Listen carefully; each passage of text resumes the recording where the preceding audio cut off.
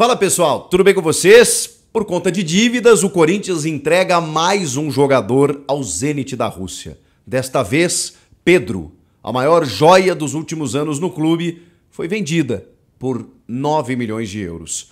Chega mais, eu sou o Chico Garcia, inscreva-se no canal e vamos juntos!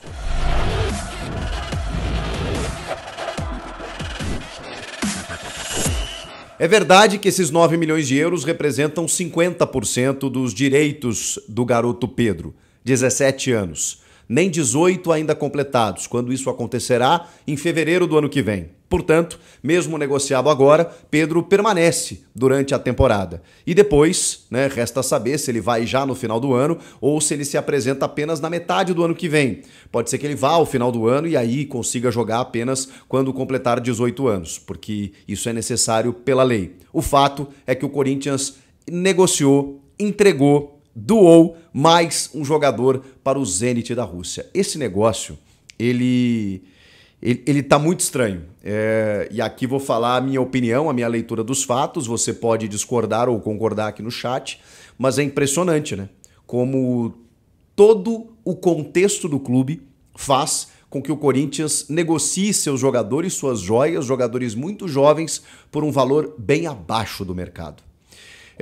Eu posso entender que esses 9 milhões de euros, representando 50% do Pedro, eles dão 47 milhões de reais.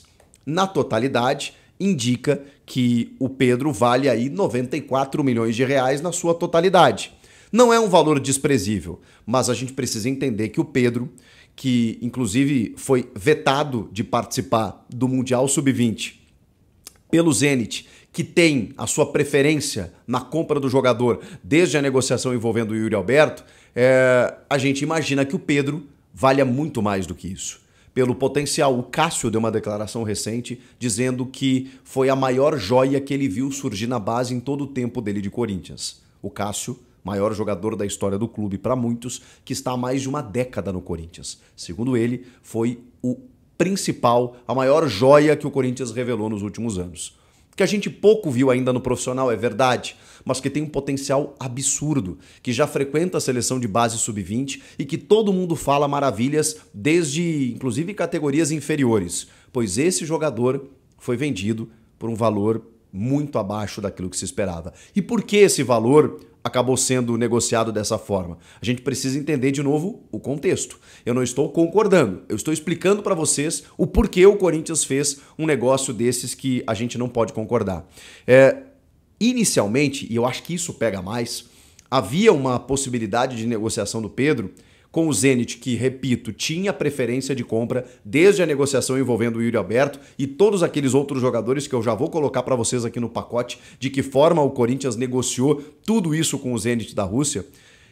Inicialmente se falou em 17 milhões de euros por 50% do Pedro, o que aí consideramos algo já próximo do aceitável.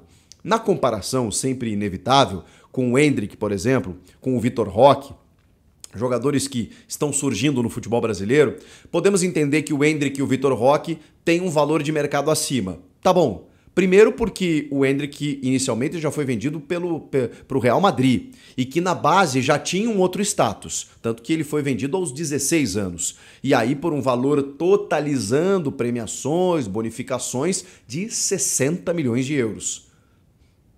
60 milhões de euros. E aí a gente está falando de 9 milhões de euros por 50%.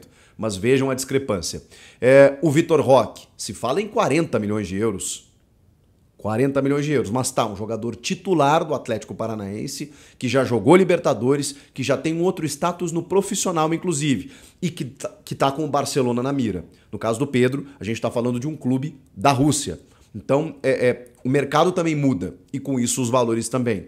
Mesmo que a gente entenda que o Pedro não atingiu o status do Vitor Roque e do Endrick, será que essa é a diferença financeira entre os jogadores? Mas aí nós estamos falando de dois clubes, não digo resolvidos financeiramente, mas sem o desespero financeiro que o Corinthians passa.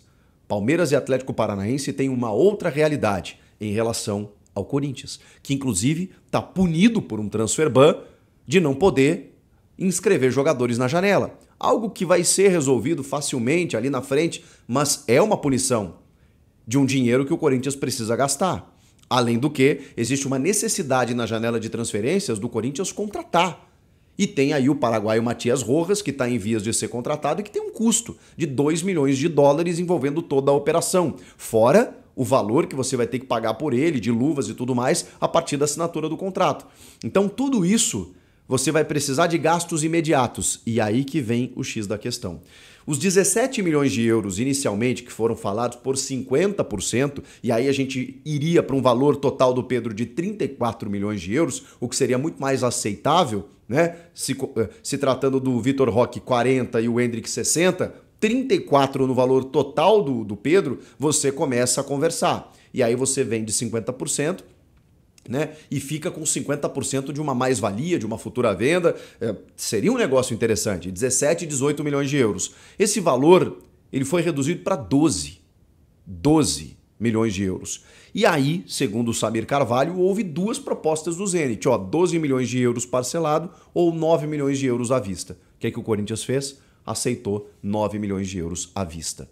E aí por que, vocês vão me perguntar? A resposta é simples, né? Porque vem o dinheiro agora. Vem o dinheiro na mão. E o Corinthians está precisando para resolver a sua saúde financeira, pagar essas dívidas, porque pode ter um transfer ban internacional da FIFA com a dívida do Bocelli, que é muito maior do que essa de R$1 milhão agora, envolvendo comissões de intermediários desse transfer ban nacional. É 5 milhões de reais, é mais de $1 milhão, além de todo esse custo do Matias Rojas, além de todas as outras dívidas que o Corinthians tem de jogadores que estão processando, já falei aqui, Ramiro, Júnior Moraes, entre outros que estão acionando o clube e que muitos exigem na justiça pagamento imediato. Então, esse fluxo de caixa precisa acontecer e não há outra forma de você resolver a saúde de um clube do que a venda de jogadores. E é por isso que o Corinthians simplesmente entrega, muitas vezes, uma joia do clube, como é o caso do Pedro nesse momento.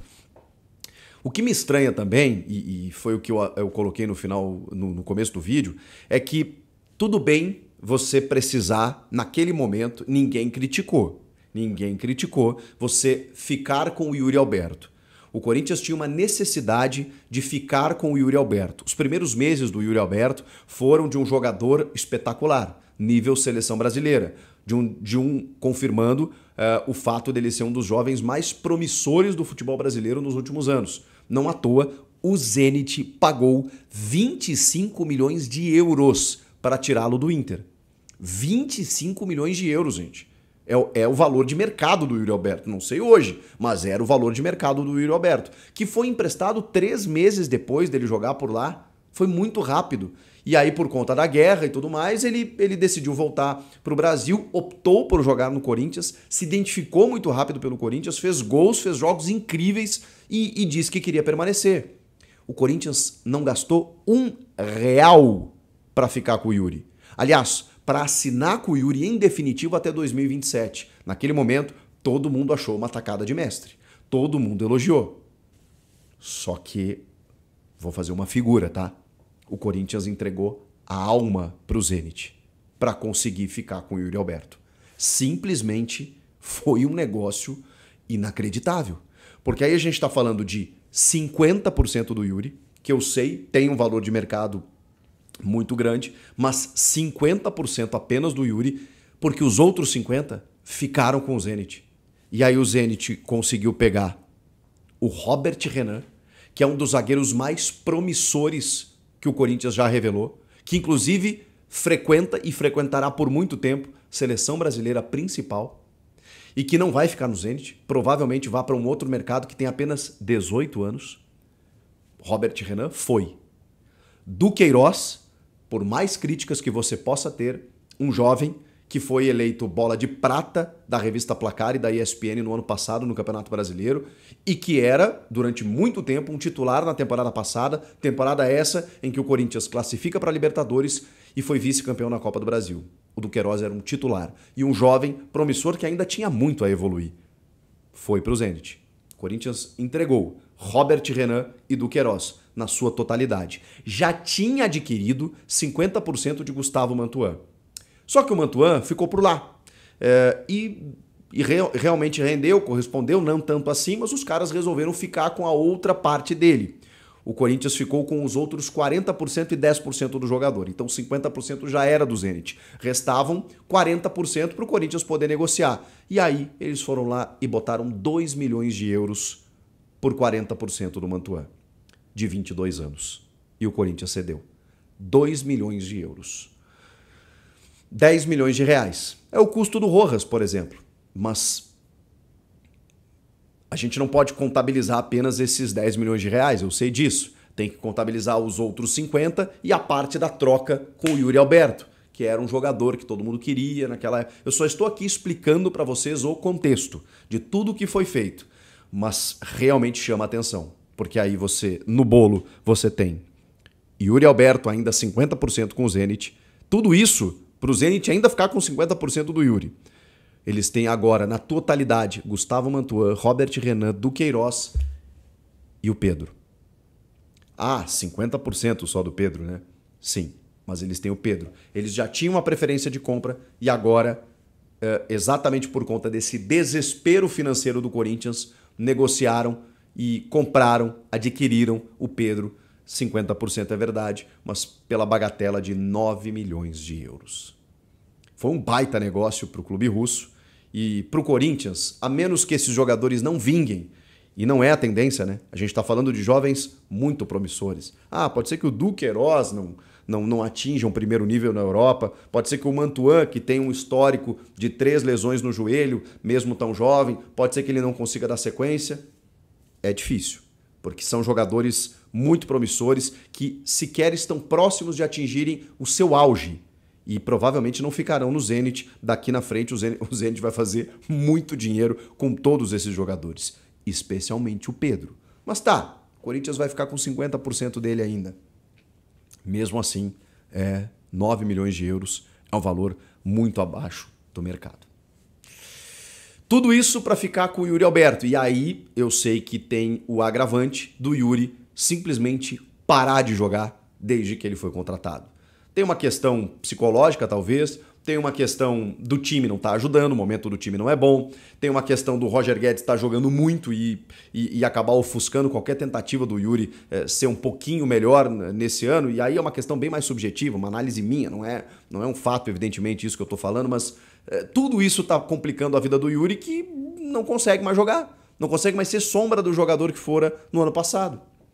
E aí você olha custo-benefício e fala assim, caramba, saiu caro. A gente espera que o Yuri volte a ser jogador de seleção, de primeiro nível, que seja aquele jogador do ano passado, e aí você entenda, puxa, valeu a pena ficar com ele. Agora, mesmo assim, mesmo que ele se torne o jogador que ele sempre foi, que ele foi na chegada, por exemplo. 1, 2, 3, 4, 5. São muitos jogadores cedidos ao clube russo.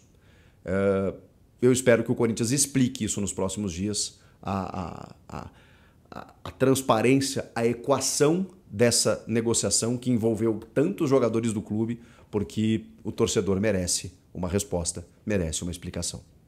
O que vocês acharam? Comenta aqui, inscreva-se no canal e eu volto na próxima. Tchau!